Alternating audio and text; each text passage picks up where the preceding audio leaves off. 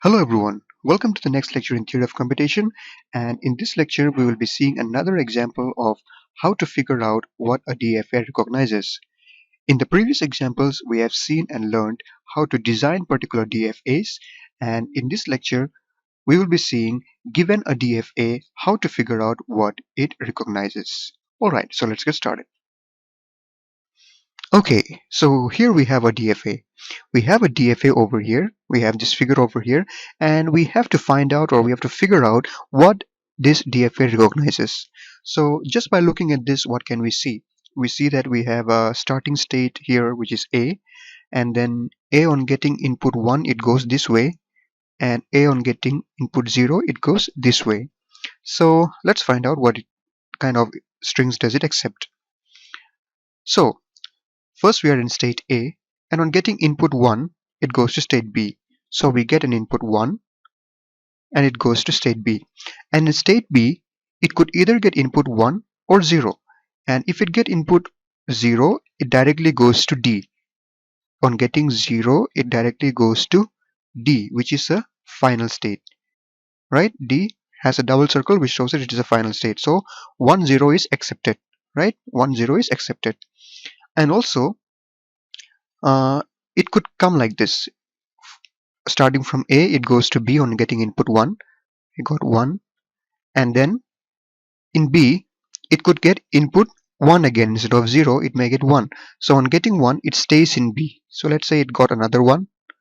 It stays in B. And let's say it got another 1 again. It again stays in B. So it can get any number of 1s and it stays in B. So let's say it got a few 1s over here out of this state B, and then finally when it gets a 0, it goes to D, which is a final state.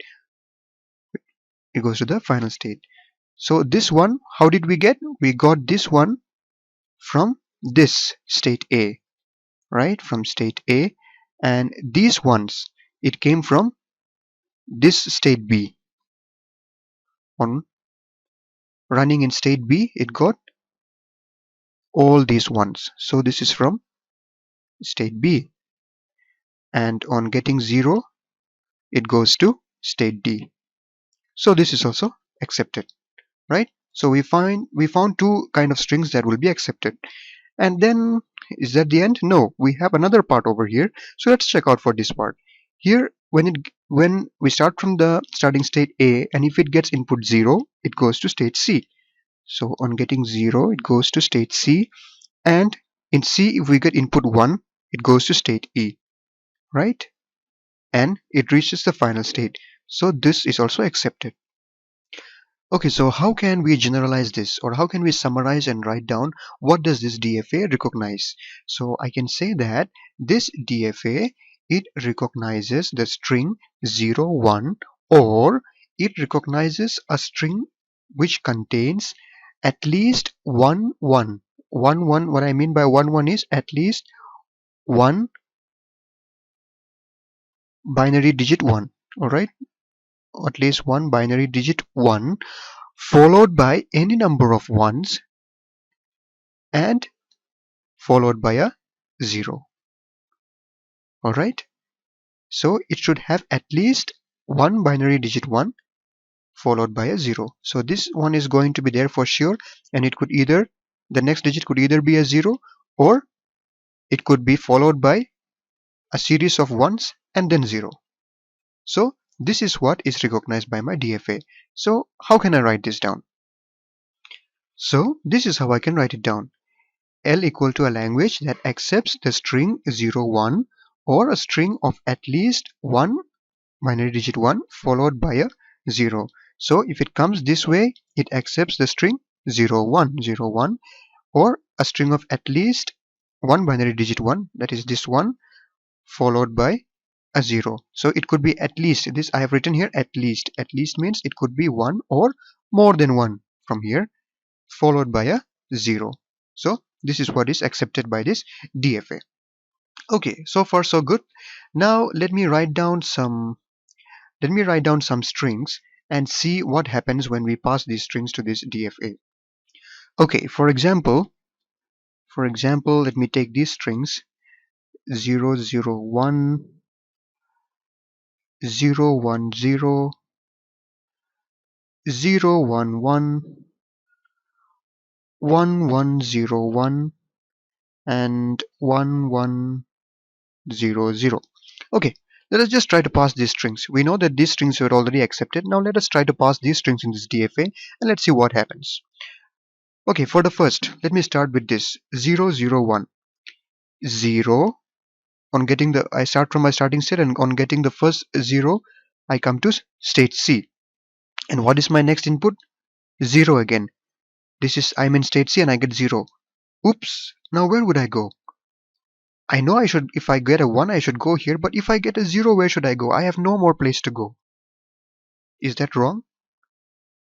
Okay, let's check for this string. 0 1 0. I get a 0 and I come to state C. I get a 1 and I come to state E, and then I get another 0 over here when I'm in state E, and oops, again I don't have a place to go. I don't have a place to go. What about this string? 0 1 1 0 1, and when I get another 1, there is no place to go from here again. And what about this? 1 1 0 1 1, and here I get another 1 here. Alright, so far so good. And I get 0 next, this 0 next, and I come to state D and I get 1 in state D. I'm in state D and I get 1, and again I don't have a place to go. What does this mean? Let's check for the last string again. 1 1 0 0 1 1 0, and I get another 0, and from here there is no place to go again. So what is the meaning of this? Where do I, what is this DFA wrong, or where do I send these states to when I get these kind of inputs?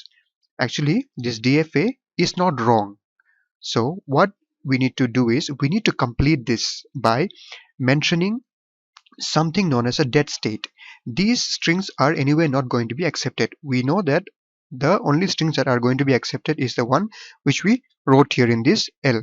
These are the only strings, and these strings over here does not follow this rule, or does not follow this kind of strings. So these are not going to be accepted for sure. So when we reach a place, a state in a DFA and don't have a place to go, that means that it goes to a state that is known as a dead state.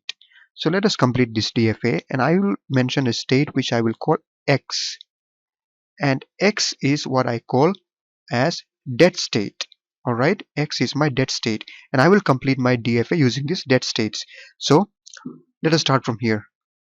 A, I already mentioned, if it gets 1, it goes here. If it gets 0, it goes here. So A is complete, no need to do anything with A.